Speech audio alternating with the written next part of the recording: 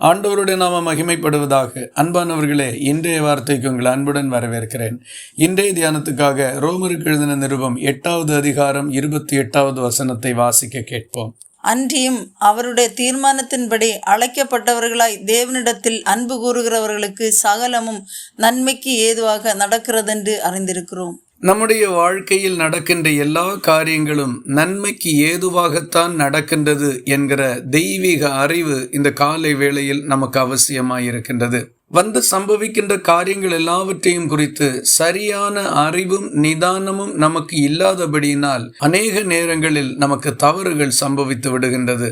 வேதாகமம் முழுவதும் நாம் பார்க்கும் பொழுது நடந்த காரியங்கள் எல்லாம் நன்மைக்கு ஏதுவாக நடக்க பெற்ற தேவ மனிதர்களை ஏராளமாய் பார்ப்பதற்கு முடியும். மோசேயினுடைய வாழ்க்கையை எடுத்துக்கொண்டால் அவனுடைய பெற்றோர் விசுவாசத்தினால் அவனை 3 மாதம் வரைக்கும் ஒளித்து வைத்து வளர்த்தார்கள். அதற்கு மேல் அவர்களால் கூடாமற் போகவே ஒரு நாணல் பெட்டியை செய்து அதில் அவனை படுக்க வைத்து ஓடிக்கொண்டிருக்கிற நைல் நதியில் விட்டார்கள். பார்வோனுடைய குமாரத்தி நீராடும்படி வந்தபோது அவனை கண்டெடுத்து அவனை வளர்த்தாள்.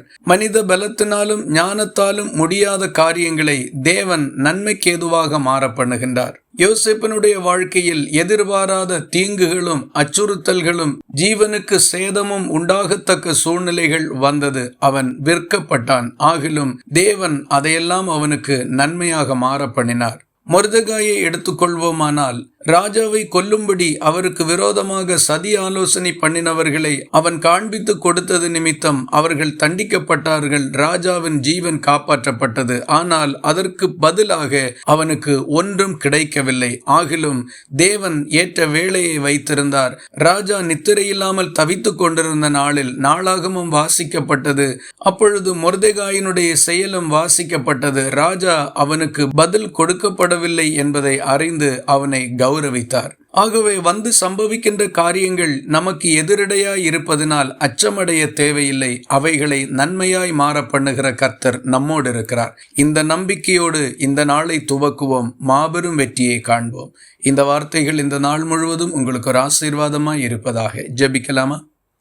எங்களை நேசிக்கிற அன்பு நிறைந்த நல்ல ஆண்டவரே, நாங்கள் உம்மை நன்றியோடு துதிக்கிறோம். எங்கள் வாழ்க்கையில் வந்து சம்பவிக்கும்படி நீர் அனுமதிக்கிறவைகள் எல்லாம் நன்மைக்கு ஏதுவாகத்தான் சம்பவிக்கிறது என்கிறதை அறிந்து உணர்ந்து கொள்ளும்படி இந்த காலை வேளையில் எங்களை நீர் சந்தித்து ஆலோசனை வழங்கி இருக்கிறதற்காக உமக்கு ஸ்தோத்திரம். இதே மனநிலையோடும் பக்குவத்தோடும் எங்கள் காரியங்களை அணுக எங்களுக்கு உதவி செய்தருளும். ஜெபத்தை கேட்டதற்காக ஸ்தோத்திரம். இயேசு கிறிஸ்து மூலம் வேண்டிக் கொள்கிறோம் எங்கள் அன்புள்ள நல்ல பிதாவே, ஆமேன். கர்த்தர் தாமே உங்களை ஆசீர்வதிப்பாராக.